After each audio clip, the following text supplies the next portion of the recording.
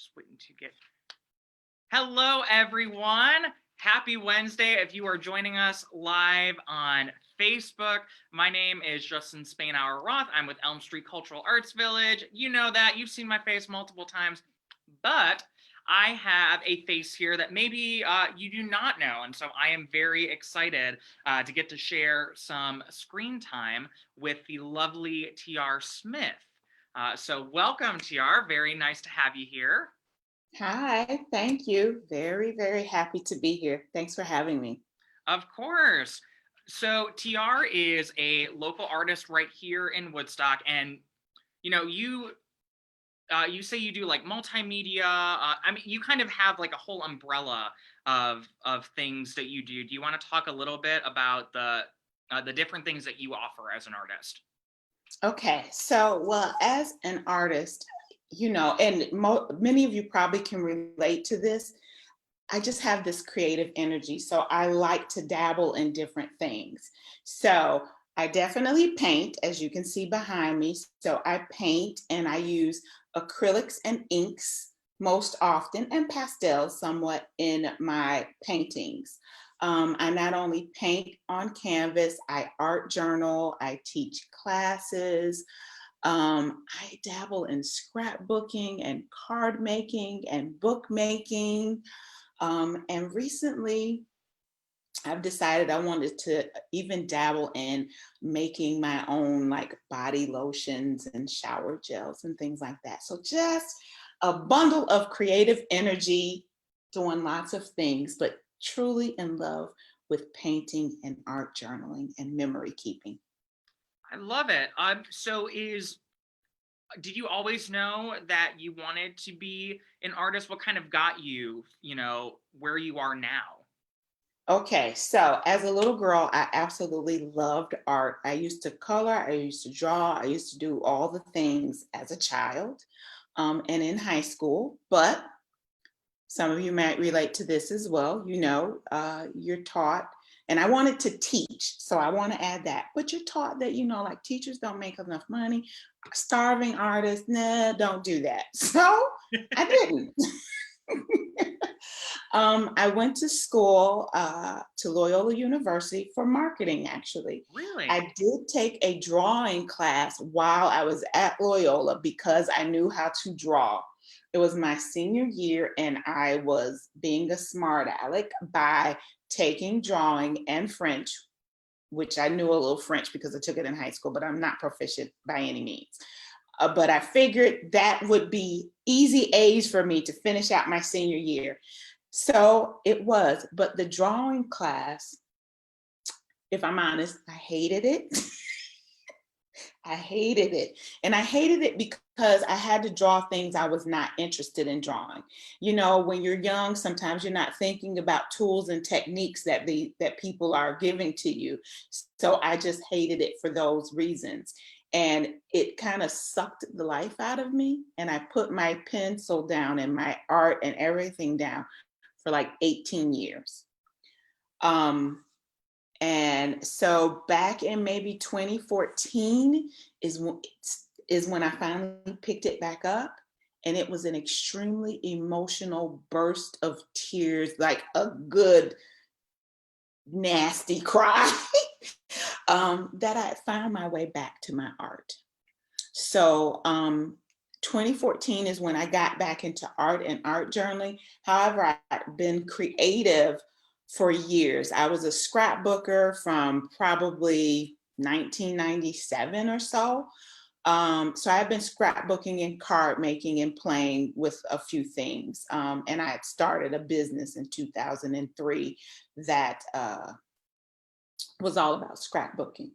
And it evolved to what it is today. So that's Very kind of nice. how I got. Yeah.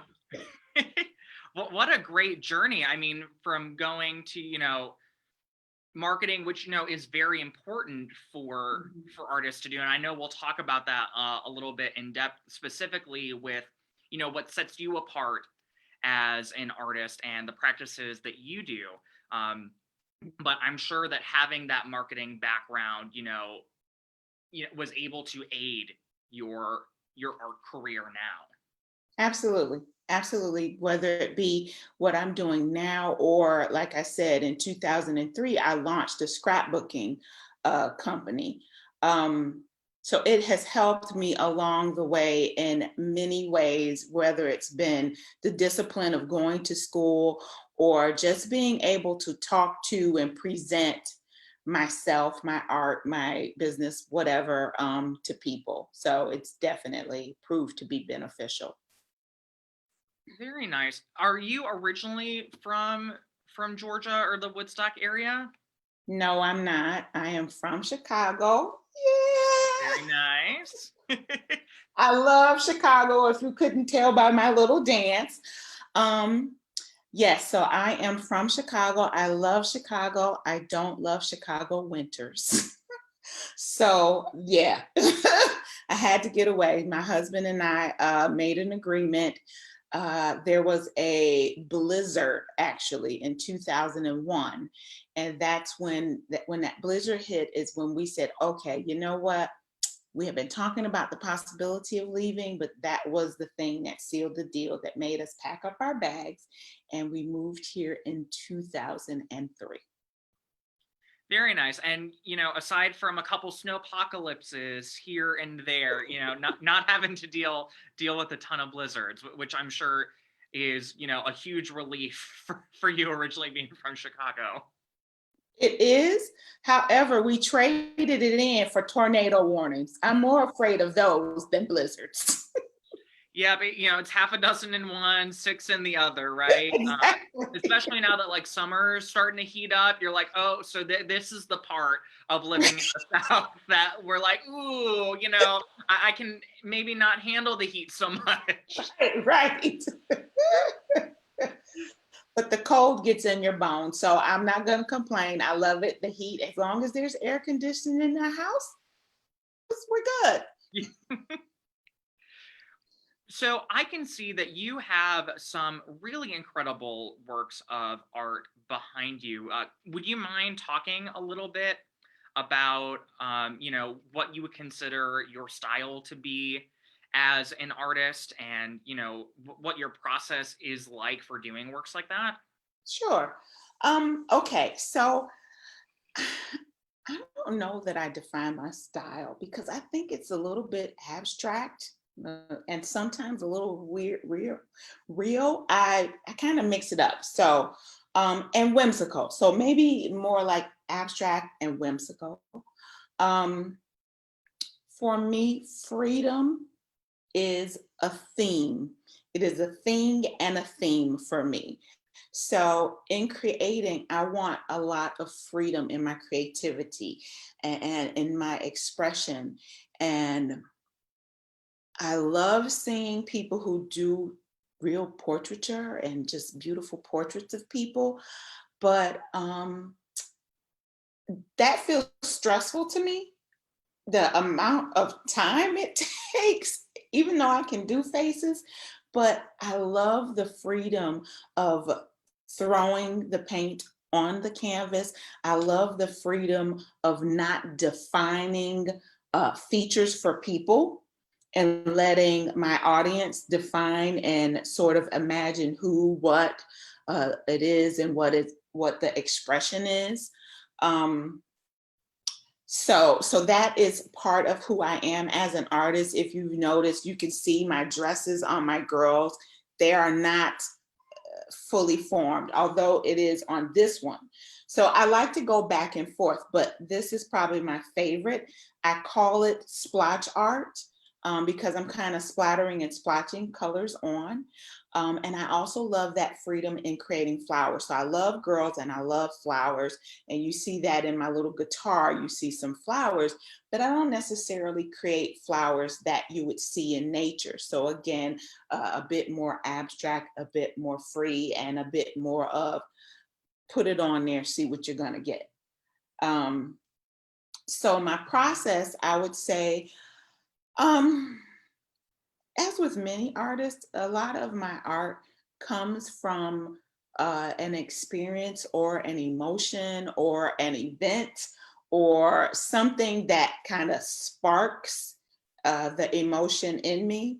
Of course, some of it is from past history, which is why I paint African American women so much, because I am representing my experiences as a Black woman, but I'm also representing the love, the guidance, the care, the solidarity, the encouragement, the bonds that I have, like with my mother, with like my play moms, good friends, aunts, and just powerful women, loving women, wonderful women in my life. So I feel like my art tells the story of my life, so to speak, and the story of my emotion and experiences.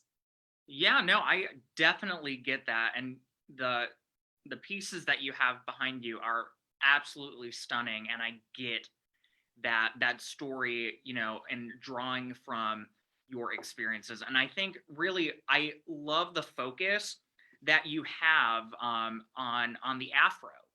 And it, Hmm. like, to me, like, that's like the first thing that my eye is drawn to. I'm like, it's so gorgeous. And I'm Thank like, yes, we love that, you. because there's so much in for Black women in society, having to deal with an afro versus styling your hair a different way. And I love the freedom that you use Hmm. in that part. Yes, yes. I've always loved afros, although I don't have one. You rock one. I would. I love my short hair though as well. But I've always thought that afros, even as a little girl, seeing the big afros and seeing women who wear big natural hair, there's just a wildness and a freedom and a beauty that I love and admire. And so again, freedom is a thing. Yeah. So it's part of my art. Yeah, Tells for the sure. story. Mm-hmm. And one of the things that you talk very explicitly about in your work on your website and across your social channels is this idea of embracing your art. Mm-hmm. Would you mind talking about that a little bit? How that came to be for you, and how you came up with that idea, and how that has been able to kind of be weaved into the work that you do and the work that you inspire others to do. Because you also have a Facebook page called Embrace Your Art that I'm a member of. Yes, I do. Okay, so embrace your art. Really, again, the theme that you're going to always hear me talk about is the freedom. So, embrace your art really comes from a place of embracing yourself, and who you are, and how your art flows from you. However, it flows from you, we're all different. So, we can embrace that and put it in the world and be happy at doing that or with doing that. So it comes from a place of learning to accept that which comes from you, however it comes from you, not to judge it, not to compare it to others, not to worry about others, um, and just being able to enjoy it freely and express it freely, however it comes from you. So this is how I create. And honestly, when you get into the world of mixed media and art, you see a lot of people painting in similar ways, whether it's lots of people doing portraits or lots of people doing landscapes. You'll see that a lot. And I remember when I first started, I felt a little bit of pressure at making faces. Like, okay, I'm not going to be anything if I can't make faces. But I didn't enjoy making faces. And so for me, I just said, you know what? I'm not here to do this to compete with you or to be you. I'm here to do what I love and what flows from me and how it flows from me. So I need to embrace who I am, how I speak, how I create, how I present to the world. I just want to embrace that, be it freely, and just do my thing and not worry about the rest of the world. And that is what I've taught myself. It's what I try to give to others in my classes. Yeah, no, I love the sense of freedom and individuality that Mhm. that you have as an artist. And speaking with you prior to us getting started with the interview, that was very clear in your approach as an artist and how you promote yourself and the work that you do. Would you mind talking a little bit about your your approach, especially with the more increased online presence Okay. that you have? Yeah. So, as I mentioned to Justin a while ago, I'm very excited and happy to be a part of this interview and for Elm Street. And I was just saying how important an online presence and doing things online is. It's just the way that we are today, and it's just growing and growing and growing. We're hanging out on Facebook, on Instagram, people on TikTok, wherever people are hanging out. Um, and it's always been important to me more than anything to have an online presence. I said to him, which I love to say, I'm building an online art empire. It is my thing, it is my goal. I want my art, my classes, all of these things to sell, whether I'm sitting in front of a computer or whether I'm in my studio painting or whether I'm in another country chilling or taking a walk or hanging out with friends or sleeping.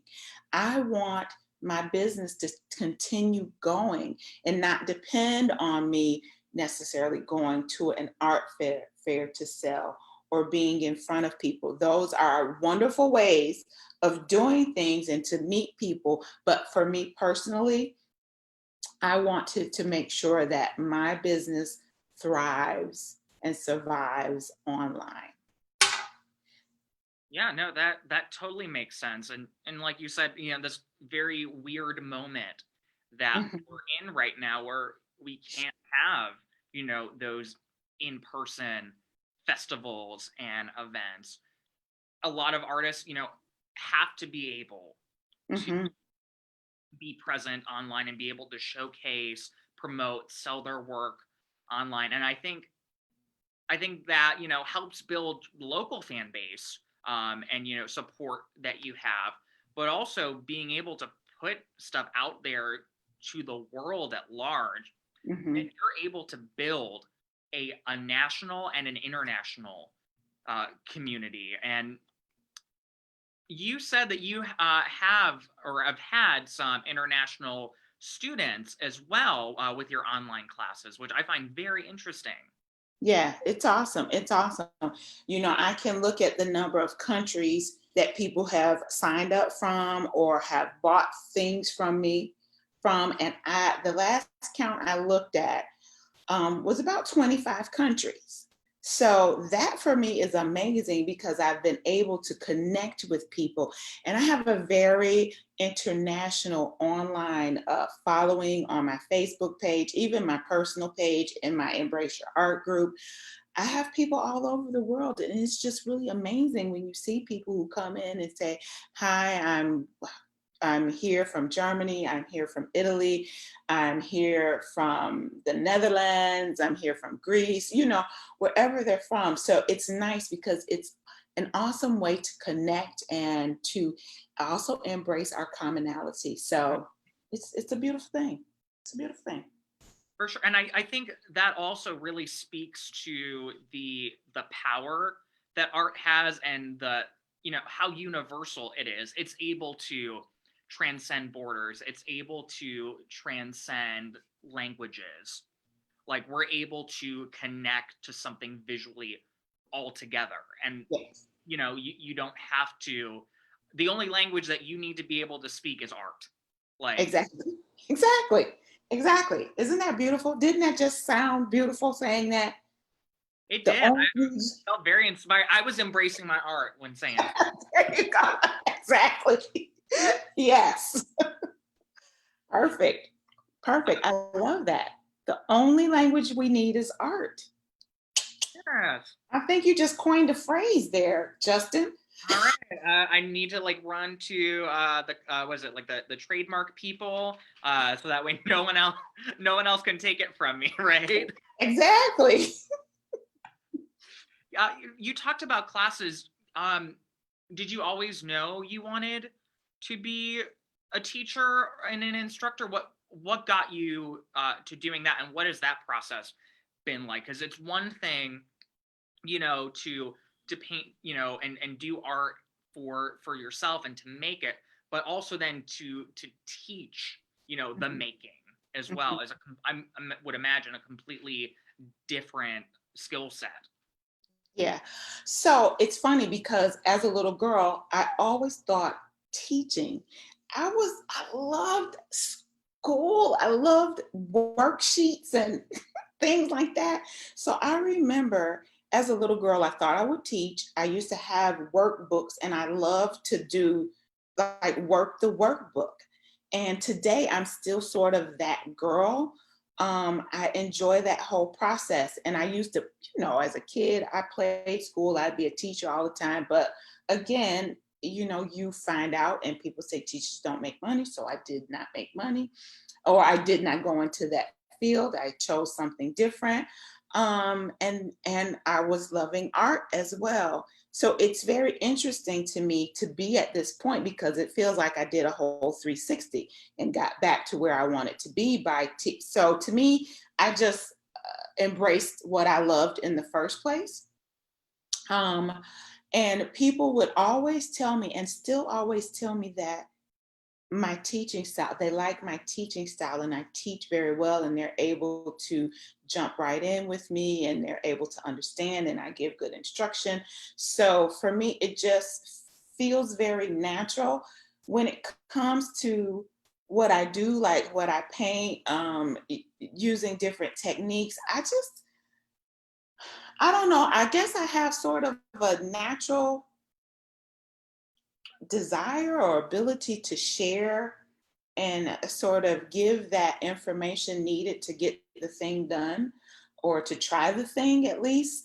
So for me, it just feels natural, very natural. When you have something that you know and you've learned, it only feels right to share it. I mean, what good is learning something and just sitting in your house by yourself knowing it? There's a ton of people out there who want to know how to do what you do or something similar.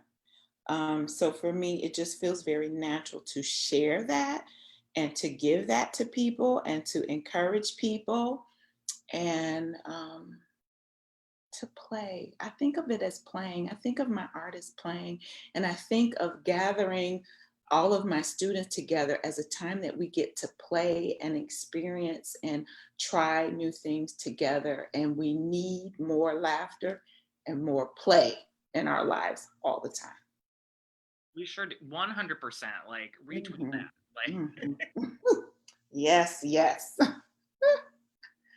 and then aside from that, so people are able to purchase your work, maybe get a commission done. They're able to take a class. And you also, on your website, you provide some free content as Yes. well for people to, be able to embrace the art and Mhm. be able to take, some of that into practice at home. Can you tell us like a couple different things that, if someone were to go to your website, what things they may be able to learn to get to know you a little bit better before like jumping into a class or wanting to get a piece? Sure. Yes. So my website, tiaresmith.com, and it's TIARESMITH.com. If you go there, of course, you can read about me. You can learn a little bit more about my story. So there is an About Me a page there. There are free tutorials there as well, which is nice because, of course, people get to experience what it's like, what my teaching style is like before purchasing.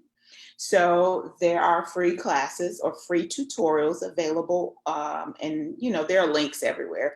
There's some classes, the free content at the right sidebar. You'll see that there. Of course, you can just go check out my classes, period, just to see what types of classes. There are descriptions and information, tells you about what you get, what to expect.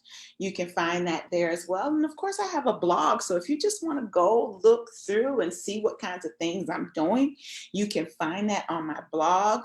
I love giving tips. So on not every single Tuesday, but on most Tuesdays, I give a creative tip.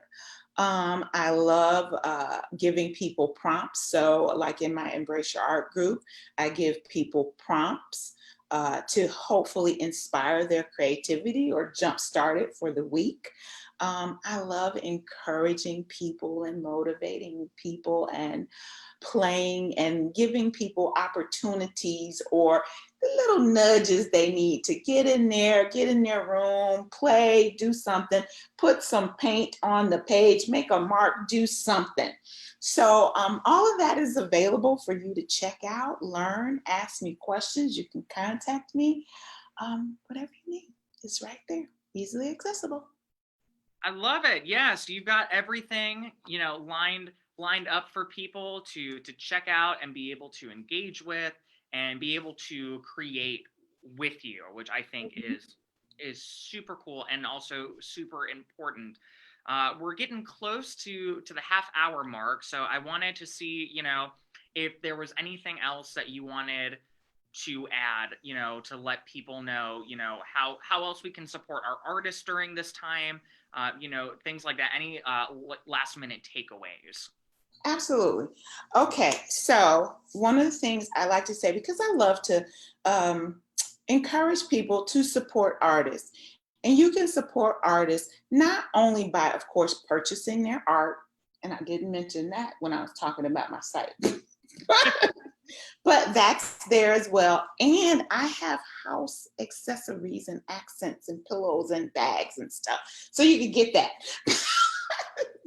But back on track, you can also not only purchase their art, commissions. If they have classes, you can take their class. You can like, share, and comment on their content. If you're on Facebook, that helps an artist to boost, to see seen by more people. So like, sharing, and commenting is really important. Plus, it makes the person feel good when you actually interact with them with the comments. The likes and the loves are amazing, but amazing comments are really great too. Of course, if you know of art, like when the fairs open back up, if you know things, share. When you think about your artist friends and you think about possible opportunities, share with them, encourage them, tell your friends and family about them. They tell not only their stories, artists tell your stories too. Supporting them is great, and art is amazing for the heart and the mind. I think it's amazing not only collecting it, but in doing it. Doing it is really, really amazing and helpful. Collecting, to me, is another way that you get to express yourself in your own home. And it's a nice way to share with other people. Like cards and postcards from your favorite artists. It's a nice way to write a special message and encourage others. So there's tons of ways for you to support your favorite artists. What a great, a great list of actionable things that people can do right now, whether they want to spend money or not. There's a ton of different things that they can do that shows their support of Right. the arts and, of artists and creatives everywhere. So, Tiare, thank you so much for taking the time to sit down with me virtually and chat a little bit about you and your art, and to give us all something that we can leave with and be able to embrace the art in ourselves, embrace the art in others and the world around us. So again, I want to say thank you so much for being part of this. I really, really appreciate it. Thank you. I really appreciate you asking me. I've enjoyed it. I am grateful. So thank you, Justin, for asking.